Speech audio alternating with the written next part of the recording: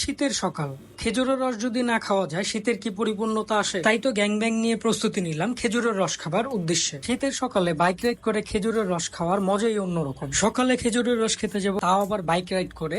সেই এক্সাইটমেন্টে রাতে ঠিকভাবে ঘুমই হয় নাই। সেই সুবাদে আমরা খুবই তাড়াতাড়ি বের হয়ে গিয়েছিলাম। আলো তো দূরের কথা, তখন ফজরের আজানও দেয়নি। কনকনে শীতের মধ্যে খালি রাস্তায় বাইক চালানোর অনুভূতিটাই অন্যরকম ছিল। ঠান্ডায় কুয়াশাতে দেখতে পাচ্ছেন হেলমেটের ভাইজারও ঘেমে গেছে। যতই আগাচ্ছিলাম ততই ঠান্ডার পরিমাণ বাড়ছিল, কিন্তু রস তো আজকে খেতেই হবে। খেজুরের রস খাওয়ার জন্য আমাদের গন্তব্য ছিল মানিকগঞ্জের সিংগাইর। দেখতে দেখতে আমরা চলে আসলাম আমাদের গন্তব্যে। শীতের সকাল, গ্রাম্য একটা ভিউ, কুয়াশা, অবশেষে দেখা পেলাম খেজুর গাছের। শীতের সকালে এরকম গাছ থেকে টাটকা রস খেতে পারার আনন্দ এবং মজাই থাকে অন্যরকম। যদিও আমরা খুব তাড়াতাড়ি বের হয়ে পড়েছিলাম, তবুও রাস্তায় অনেক জায়গায় দাঁড়িয়েছি, মজা করেছি, হাসি ঠাট্টা করতে করতে আমরা আস্তে আস্তে অলমোস্ট সকাল হয়ে গিয়েছিল, যে কারণে গাছ থেকে হাড়ি নামানোটা দেখা হয়নি আমাদের। দেখতেই পাচ্ছেন হাড়ি নামানো হয়ে গিয়েছে, সেটা খাওয়ার জন্য প্রসেসিং চলছে। একটু পরেই কিন্তু আমরা এই রসগুলো খাবো। আপনারা যারা খেজুরের রস খেতে যেতে চান অবশ্যই প্রি বুক করে যাবেন। শীতের সকালে এত কষ্ট করে রস খেতে এসে যখন এক গ্লাস রস হাতে নিয়ে মুখে দিলাম, সমস্ত ক্লান্তি দূর হয়ে গেল। প্রি বুকিং না করে যাওয়াতে